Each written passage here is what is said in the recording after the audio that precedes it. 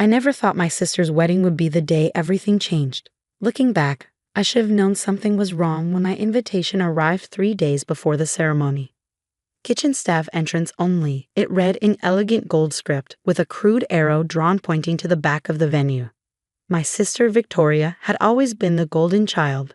While I chose to work with underprivileged children as a teacher, she climbed the corporate ladder with perfectly manicured nails and designer heels. Our parents never let me forget the difference between us. "Why can't you be more like your sister?" Mom would say, shaking her head at my simple clothes and practical shoes. "Look at her, engaged to James Anderson, CEO of Anderson Industries. And what do you have to show for yourself?" What they didn't know was that I had plenty to show, just not in ways they could understand. My small apartment might not be impressive, but the smiles of my students when they finally grasp a difficult concept, those are worth more than any luxury condo. Still, I went to the wedding. Victoria was my sister, after all, even as she'd grown more distant since getting engaged to James. I put on my best dress, not designer, but elegant in its simplicity, and drove my old Honda Civic to the Grand Plaza Hotel. The security guard at the main entrance took one look at my invitation and pointed to the back. "Service entrance only," he said gruffly. I found myself walking through the hotel's kitchen, dodging busy staff preparing for what was clearly going to be an extravagant reception.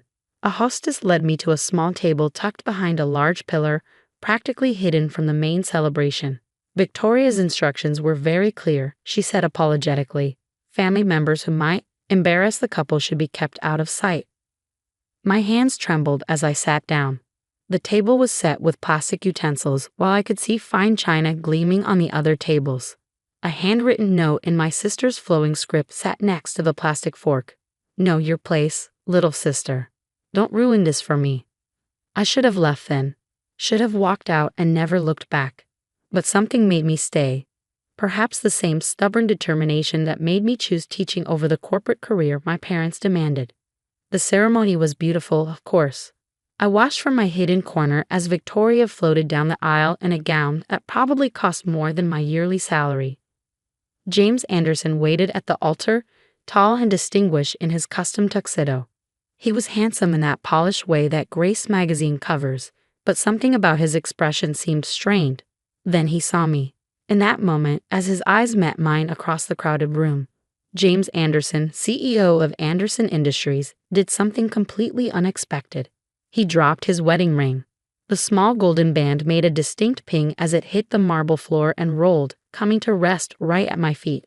As I bent to pick it up, memories from 15 years ago came flooding back. I was 19, working my way through college at a small coffee shop in Boston. He was 22, a regular customer who always ordered the same thing: black coffee, no sugar. Back then, he wasn't James Anderson, CEO. He was just Jamie, a graduate student with dreams of changing the world through ethical business practices. We'd spent 6 beautiful months together, sharing dreams and plans for the future. He wanted to revolutionize corporate responsibility. I wanted to teach. We talked about combining our passions somehow, maybe starting a foundation for education. Then he disappeared. No explanation, no goodbye. Just vanished from my life completely. I tried to find him, but it was like he never existed. A year later, I saw his photo in a business magazine. James Anderson, heir to Anderson Industries, engaged to a wealthy socialite. My heart broke all over again. Now here he was, staring at me like he'd seen a ghost, while my sister, his bride, watched in confusion. "Jamie," I whispered, holding out his wedding ring. The color drained from his face. Victoria's perfectly plucked eyebrows furrowed in confusion. "James, darling, do you know my pathetic little sister?" But James wasn't looking at his bride anymore.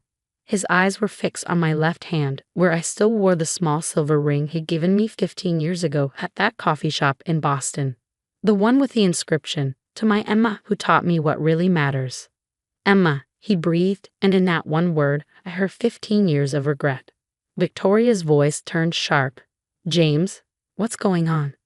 Before he could answer, a distinguished older man rose from the front row.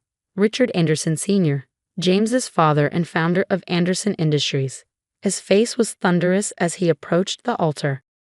"Son," his voice carried across the suddenly silent room. "Please tell me this isn't the same Emma." The same Emma. The words hung in the air like storm clouds. What did he mean, the same Emma? James straightened his spine, and for a moment, I saw the Jamie I used to know, the one who wanted to change the world. Yes, father, he said clearly. This is Emma Chen, the woman you paid $5 million to disappear 15 years ago. The room erupted in chaos. Victoria's perfect wedding dissolved into chaos. Guests began whispering, phones recording everything. My sister's face had turned an interesting shade of red that clashed horribly with her white dress. $5 million? I stood up slowly, my teacher's salary suddenly feeling very different. You paid me to disappear? Richard Anderson Sr. straightened his expensive tie. I paid your mother. She assured me you'd never contact James again. Said you agreed it was for the best. My mother. Of course. The pieces started falling into place. Mom's sudden insistence that I transfer universities that year, the mysterious deposit in my college fund, her constant reminders that James, was out of my league. You knew? I turned to my mother, who was trying to disappear into her seat. You took money to separate us? It was for your own good. Mom stood, her designer dress rustling. Look at you, a teacher living in a tiny apartment. James needed someone who could understand his world. Victoria was perfect for him. Perfect. James laughed bitterly. Perfect for the company image, you mean? Just like that socialite you tried to set me up with after Emma left. Did you tell Victoria about that too, father? How you've been orchestrating my relationships for 15 years? Victoria finally found her voice. James, darling, surely you're not comparing my worthless sister to me. I mean, look at her dress, it's not even designer. No, James said quietly, it's handmade. Emma always said the most valuable things are made with love, not money. He turned to me. You still make your own clothes. I nodded, throat tight. He remembered. This is ridiculous. Richard Anderson Sr. boomed. Son, you have responsibilities. The merger with Victoria's father's company. The merger? James's voice turned cold. Is that what this wedding is really about, father? Another business deal? Victoria went pale. What do you mean, a business deal? Oh, didn't you know? James turned to her. Your father's company is failing. This marriage would save it. That's why he pushed so hard for you to date me, isn't it? Victoria's father jumped up. Now see here. But James wasn't finished. He reached into his tuxedo jacket and pulled out a USB drive. I found some interesting documents last week, father, about what really happened 15 years ago, about the real reason you wanted Emma gone. Richard Anderson Sr.'s face turned ashen. James. Emma wasn't just my girlfriend back then, James continued, his voice carrying across the silent room. She was also volunteering at a youth center in South Boston, a youth center that was about to be demolished for one of our developments, a development that would have displaced hundreds of families. I remembered that fight. The community had been organizing protests, and I'd been helping them. James had been supportive, even talked about finding alternative locations for the development. Emma was organizing the community, James went on. She was good at it too, really good. The media was starting to pay attention. If that development had failed, it would have cost the company millions. But more importantly, it would have shown that Anderson Industries could be beaten. That's why she had to go, isn't it, father? Richard Anderson Sr. collapsed into his chair. So you paid her mother to make her disappear. James's voice was ice. You destroyed evidence of our relationship. You even donated to her new university to ensure she'd be accepted for a transfer. Also perfectly arranged. I did what was necessary for the company, his father muttered. The company? James laughed. The company that's now mine? He turned to the shocked guests. Oh yes, as of last week, I'm the majority shareholder. Father signed over control as an early wedding gift. Ironic, isn't it? He walked over to me, ignoring Victoria's squeak of protest. Emma, he said softly, I spent 15 years thinking you'd abandoned me. 15 years trying to be the son my father wanted. Then last week, I found these documents and I finally understood. I was going to stop the wedding. But then I saw your name on the guest list. Seated in the kitchen, I added dryly. Of course, he smiled. Victoria always did have a flair for drama. He turned to my sister. The wedding's off, by the way. You might want to check your father's company's financials before he tries to arrange another merger. Victoria screamed, throwing her bouquet at us. It hit a champagne pyramid instead, sending crystal glasses crashing to the floor. As my first act as CEO, James announced over the chaos. Anderson Industries is establishing a $100 million foundation for educational initiatives in underserved communities. He looked at me. We need a director who understands both education and community organizing. Interested? My mother jumped up.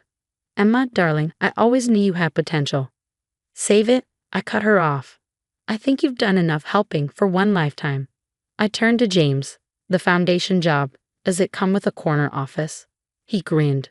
Only if you'll have dinner with me first. I know this little coffee shop in Boston. You can't do this, Victoria shrieked. Daddy, do something. But her father was already rushing out, phone in hand, probably calling his accountant. Richard Anderson Sr. stood up shakily. Son, think about what you're doing. Oh, I have, Father. For 15 years. James took my hand. The company's image could use some updating, don't you think? Less corporate greed, more social responsibility. Emma always said the measure of success isn't how much money you make, but how many lives you improve. My sister launched into another screaming fit, but I barely heard her. I was looking at the small silver ring I'd never taken off, remembering a young man in a coffee shop who wanted to change the world. You kept it, James said softly, touching the ring. You came back, I replied. 6 months later, the Anderson Chen Educational Foundation had already funded 50 community programs. Victoria eventually married a minor European prince, who, ironically, believed in socialist policies. My parents suddenly became very interested in charitable giving, though their invitations to family events mysteriously get lost in the mail. Richard Anderson Sr. retired to a villa in Italy, though he did send a surprisingly heartfelt letter of apology. I framed it next to the newspaper article about our foundation's launch. As for me and James, we still go to that coffee shop in Boston. He still orders black coffee, no sugar. But now when we talk about changing the world, we actually do it. The small silver ring finally has a companion. A simple gold band that matches it perfectly. The inscription, to my James, who came back to what really matters. Sometimes the best revenge isn't about getting even. It's about getting it right.